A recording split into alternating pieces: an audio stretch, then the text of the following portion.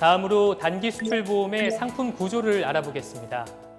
먼저 수출 기업은 수입 기업과 수출 계약을 체결한 후 한국무역보험공사에 수입 기업별로 보험을 통해 보상받거나 보험을 가입할 수 있는 보험 한도를 신청합니다. 그러면 공사에서는 거래 물량과 결제 조건, 수입 기업의 신용도 등을 고려해 보험 한도를 책정하고 보험 증권을 발급하게 되는데요. 보험 증권을 받은 수출 기업은 수출을 이행하고 공사의 수출 내용을 고지하는 수출 통지 절차를 이행하여 확정된 보험료를 납부하면 보험 관계가 성립됩니다. 이후 수입 기업이 대금 지급일까지 수출 대금을 지급하지 않아 보험 사고가 발생한 경우 수출 기업은 공사에 사고 통지를 하고 보상 심사를 통해 보험금을 지급받게 됩니다. 그렇다면 단기 수출 보험을 통해 지급받을 수 있는 보험금, 보험 가입에 따른 수수료인 보험료 등은 어떻게 책정되는지 궁금하실 텐데요. 이를 이해하기 위해 먼저 단기 수출 보험 약관의 주요 내용을 중심으로 주요 계약 사항을 살펴보겠습니다. 단기 수출 보험의 보험 계약자는 수출 기업이며 보험 가액은 통상적으로 수출 대금을 말합니다. 부보율은 보험 사고 발생 시 적용하는 보상 비율로 기업 규모, 거래 형태 등에 따라 달라집니다.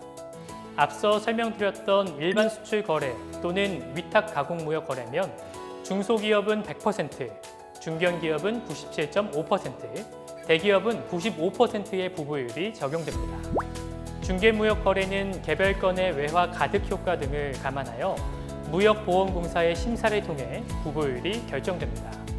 재판매 거래는 기업 규모와 무관하게 95%의 부보율을 적용합니다. 다만 부보율은 공사의 국별 인수 방침 또는 개별 고지 내용에 따라 달라질 수 있습니다. 보험 금액은 앞서 설명한 보험 가액에 부보율을 곱한 공사가 보상하는 금액이며 이 보험 금액이 보험 이용에 따른 수수료인 보험료 계산의 기준 금액이 됩니다. 보험료는 보험 금액에 보험료율이 적용되어 수출기업이 공사에 지급하는 비용입니다. 보험료율은 수입기업의 신용등급, 신용장 개설은행 소재국의 국별등급, 결제기간 등에 따라 달라지며 영업점을 통한 문의가 필요합니다. 한편 수출기업이 실제 지급받을 수 있는 지급보험금은 수출기업의 손실액에서 면책 대상 손실액을 뺀 금액에 부보율을 적용한 개념입니다. 그렇다면 수출하는 모든 기업이 단기 수출보험을 이용할 수 있는 것일까요? 단기 수출보험에 가입할 수 있는 이용 요건을 알아보겠습니다.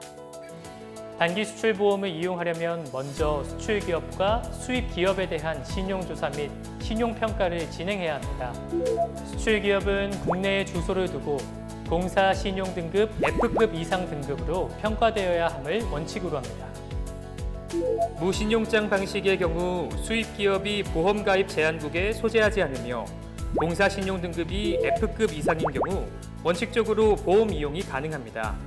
신용장 방식의 경우 신용장 개설은행의 신용도 등을 확인해야 합니다. 하지만 정확한 이용 가능 여부를 알기 위해 공사 영업점을 통한 확인이 필요하므로 공사에 문의하시기 바랍니다.